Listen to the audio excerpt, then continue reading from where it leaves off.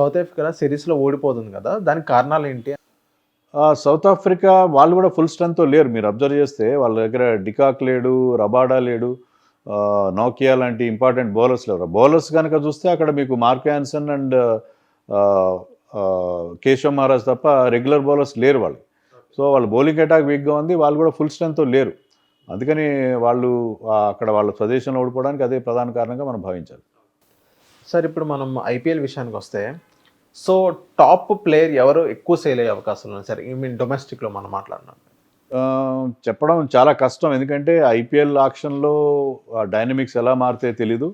IPL ఆక్షన్లో ఇంకొక important factor ఏంటంటే మీ పేరు ఎప్పుడు వస్తుంది, మీరు ఎప్పుడు మీ ఆక్షన్లో మీరు ఎప్పుడు వస్తారు. స్టార్టింగ్లో వచ్చిన వాళ్ళకి అడ్వాంటేజ్ ఉంటుంది కొన్నిసార్లు, ఎందుకంటే స్టార్టింగ్లో అన్ని టీమ్స్ దగ్గర డబ్బు బాగా ఉంటుంది, వాళ్ళు ప్లేయర్ మీద చాలా అగ్రెసివ్గా బిడ్డింగ్ చేస్తారు. తర్వాత వాళ్ళ దగ్గర మనీ తగ్గిపోయే కొద్దీ వాళ్ళ బిడ్డింగ్ తగ్గిపోతుంది.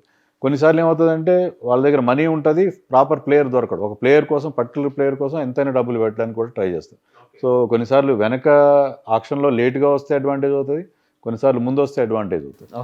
కానీ ఇప్పుడు నాకు చూస్తున్న దాన్ని బట్టి ఏంటంటే చాలా టీమ్స్కి, అట్లీస్ట్ 5 టీమ్స్కి వికెట్ కీపర్ కావాలి, దాంట్లో 3-4 టీమ్స్కి క్యాప్టెన్ కావాలి. సో ఆ 2 అర్హతలున్న బెస్ట్ ప్లేయర్ ఎవరంటే రిషబ్ పంత్. అది అతని క్రికెటింగ్ రీజన్ పరంగానే కాకుండా బ్రాండింగ్ పరంగా కూడా చాలా ఇంపార్టెంట్. అంటే ఒక ప్లేయర్ మీకు మీ టీంలో ఆడుతున్నాడంటే అతను మీకు బ్రాండ్ అంబాసిడర్ లాగా ఉంటాడు. అతని ఫ్యాన్ బేస్ వల్ల మీకు ఆ ఫ్రాంచైజీకి చాలా మైలేజ్ దొరుకుతుంది.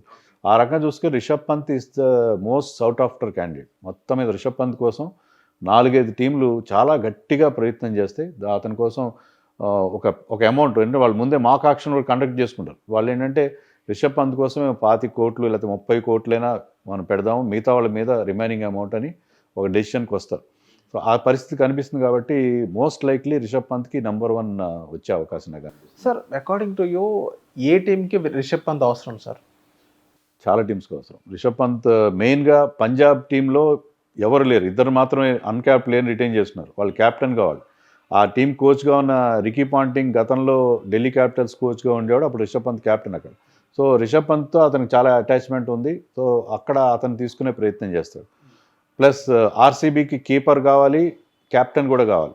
సో ఆర్సీబీ వాళ్ళు ట్రై చేస్తారు. చెన్నైలో కూడా కావాలి అతను, ఎందుకంటే ధోని తర్వాత ధోని లాంటి ఇమేజ్ ఉన్న ప్లేయర్ అతను, కీపర్, మంచి బిగ్ హీటర్.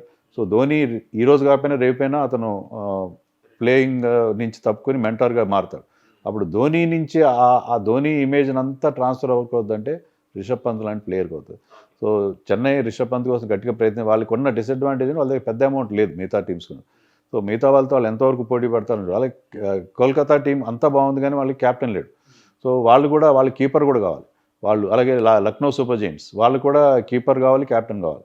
సో ఇలాగ 5-6 టీమ్స్ అతని కోసం వెళ్ళే అవకాశం ఉంది. ఎక్సెప్ట్ అతను బయటకు వచ్చిన ఢిల్లీ తప్ప మిగతా అన్ని టీమ్స్ అతని కోసం ట్రై చేసే అవకాశం ఉంది.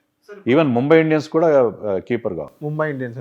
ఓకే సార్, ఇప్పుడు కేఎల్ రాహుల్ విషయానికి వస్తే, కేఎల్ రాహుల్ కానీ ఎంతమంది ట్రై చేస్తున్నారు సార్ తీసుకుని?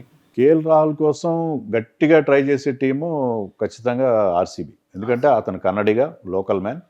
తర్వాత వాళ్ళకి కీపర్ కావాలి, ఒక క్యాప్టెన్ కూడా కావాలి. ఒక రిషబ్ పంత్ కనుక దొరకకపోతే దే విల్ గో ఫర్, ఎందుకంటే రిషబ్ పంత్ ఇప్పుడున్న మనకు వస్తున్న వార్తలు ఏంటంటే మార్కీ 1 సెట్ అని ఉంది, ఆ సెట్లో 4 ప్లేయర్స్ ఫస్ట్ ఆక్షన్కి వస్తారు. అక్కడ రిషబ్ పంత్ కనుక వాళ్ళు దక్కకుండా పంజాబ్ దగ్గర వీళ్ళకంటే ఎక్కువ అమౌంట్ ఉంది, వాళ్ళ దగ్గర 110 కోట్లు ఉంటే ఆర్సీబీ దగ్గర 83 కోట్లు ఉన్నాయి. సో పంజాబ్ కనుక అతన్ని దక్కించుకుంది రిషబ్ పంత్ అనుకుంటే మార్కీ 2లో రాహుల్ వస్తాడు, అప్పుడు they will go for Rahul. So RCB అతని కోసం వెళ్ళే అవకాశం ఉంది, కేకేఆర్ అతని కోసం వెళ్ళొచ్చు, చెన్నై కూడా అతని కోసం వెళ్ళే ఛాన్స్ ఉంది. ఇంకా 2 టీమ్స్ అతని కోసం ట్రై చేసే అవకాశం. సార్, ఇప్పుడు హర్షదీప్ విషయానికి వస్తే, హర్షదీప్ ఎవరికి ఆ వ్యక్తి ఏ టీంకి ఎక్కువ అవసరం ఉంది? హర్షదీప్ అవసరమైంది పంజాబ్కి, ఎందుకంటే is a typical Punjabi guy, local man. తర్వాత పంజాబ్లోనే అతను అక్కడి నుంచే స్టార్ట్ చేస్తాడు అతని కెరియర్. అలాగే ఇండియన్ టీంలోకి వచ్చాడు, ఇప్పుడు స్టార్ అయ్యాడు, వరల్డ్ కప్లో బాగా పర్ఫామ్ చేశాడు, మొన్న జరిగిన సిరీస్లో కూడా చాలా బాగా పర్ఫామ్ చేశాడు. So he's going to be one of the top bids. అతను కూడా మనం రిషబ్ పంత్ పేరు చెప్పుకున్నాం, ఆ తర్వాత maybe 2nd or 3rd highest bid అతనికే వచ్చే అవకాశం ఉంది. అతని కోసం మిగతా టీమ్స్ కూడా వెళ్తారు. పంజాబ్ ఎందుకు వెళ్ళే అవకాశం ఉందంటే వాళ్ళ దగ్గర రైట్ టు మ్యాచ్ కార్డు ఉంది. ఇప్పుడు ఫర్ ఎగ్జాంపుల్ అతను ఒక 20 crores ఎవరైనా ఒక టీం తీసుకున్నారు అనుకోండి, వాళ్ళు పంజాబ్ వాళ్ళు రైట్ టు మ్యాచ్ కార్డు వాడతారు, ఎందుకంటే వాళ్ళ పాత ప్లేయర్ అతను, కాబట్టి వాళ్ళు రైట్ టు మ్యాచ్ కార్డు వాడతారు. అయినా కూడా ఆ టీం లేదు మేము కొంచెం అమౌంట్ పెడతామని చెప్పి if they go for 23 crores అయినా కూడా వాళ్ళ కార్డు యూజ్ చేసుకుని అతన్ని మళ్ళీ తీసుకునే అవకాశం ఉంది. సో నా దృష్టిలో 90%, ఎందుకంటే వాళ్ళకి ఆ లోకల్ ప్లేయర్ కాబట్టి వాళ్ళకి టీం బాగా పర్ఫామ్ చేసేటప్పుడు పంజాబ్ దగ్గర అమౌంట్ కూడా ఉంది కాబట్టి పంజాబ్ ఖచ్చితంగా హర్షదీప్ని దక్కించుకోవడానికి ట్రై చేస్తుంది. మిగతా టీమ్స్ కూడా ట్రై చేస్తారు, ఎందుకంటే లెఫ్ట్ ఆర్మ్ పేసర్ అనేవాళ్ళు ప్రతి టీంకి కావాలి. ఒక ఇండియన్ పేసర్ కోసం చాలా టీమ్స్ ట్రై చేసే అవకాశం ఉంది, ఇంక్లూడింగ్ ఆర్సీబీ. ఓకే సార్, ఇప్పుడు భువనేశ్వర్ గురించి మాట్లాడినట్లే భువనేశ్వర్ ఏ టీంకి మళ్ళీ ఎస్ఆర్హెచ్కి వచ్చే అవకాశాలు ఉన్నాయి సార్, లేకపోతే వేరే టీమ్స్ ఏమైనా ట్రై చేస్తున్నారంటే? ఎస్ఆర్హెచ్ ఏంటంటే ట్రై, ఎందుకంటే ఇక్కడ ఉప్పల్ స్టేడియం కండిషన్స్ అని బాగా తెలుసు, చాలా కాలంగా మంచి సర్వీసెస్ అందించాడు. కానీ చాలా టీమ్స్ అతని కోసం వెళ్తాయని నేను అనుకోను, ఎందుకంటే అతని age factor is already 35 I think. Age factor ఒకటి, అంత పేస్ లేదు, లాస్ట్ సీజన్ అంత వికెట్లు కూడా తీయలేదు ఎక్కువ. అతను ఏంటంటే ఎఫెక్టివ్ ఏంటంటే న్యూ బాల్తో వికెట్స్ తీస్తాడని చెప్పి. సో భువనేశ్వర్ కుమార్కి అంత ఎక్కువ డిమాండ్ ఉంటుందో అనుకోను నేను. బహుశా సన్ రైజర్స్, చెన్నై లాంటి టీమ్స్ అతని కోసం ట్రై చేయొచ్చు. ఓకే, మరి చాహల్ విషయానికి వస్తే చాహల్ కోసం ఆర్సీబీ మళ్ళీ ట్రై చేస్తారు. లాస్ట్ ఆక్షన్లో వాళ్ళు చేసిన పెద్ద మిస్టేక్ ఏంటంటే అతన్ని వదిలేసుకోవడం. చాహల్ ఏంటంటే చిన్నస్వామి స్టేడియంలో కూడా వికెట్స్ తీయగలడు. మామూలుగా అక్కడ స్పిన్నర్స్ పెద్దగా ఎఫెక్టివ్గా ఉండరు, కానీ అతను గతంలో ప్రూవ్ చేశాడు. చహల్ తీసిన వికెట్స్ ఐపీఎల్ హిస్టరీలో ఎవరు తీయలేదు. 200 వికెట్స్ తీసిన ఏకైక బౌలర్ ఐపీఎల్లో చహల్ ఒకడే. సో చహల్ కోసం 2-3 టీమ్స్ గట్టిగా ట్రై చేస్తాయి. దాంట్లో ఆర్సీబీ ఏంటంటే మళ్ళీ అతన్ని తీసుకునే ప్రయత్నం చేస్తారు. సార్ ఇప్పుడు మ్యాక్స్వెల్ విషయానికి వస్తే మ్యాక్స్వెల్ ఇప్పుడు ఏ టీం ఎక్కువ ట్రై చేస్తుంది సార్ తీసుకునేకి? మ్యాక్స్వెల్ కోసం ఆర్సీబీ ట్రై చేస్తారు, చాలా టీమ్స్ ట్రై చేస్తాయి, ఈవెన్ చెన్నై కూడా ట్రై చేస్తారు. చెన్నైలో మొయిన్ అలీ వెళ్ళిపోయాడు, Moeen Ali same skill set ఉండే ప్లేయర్.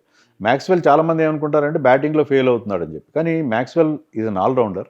అతను ఖచ్చితంగా మీకు 2-3 ఓవర్లు ఆఫ్ స్పిన్ వేస్తాడు, చాలా ఎక్స్పీరియన్స్ ఉన్న బౌలర్.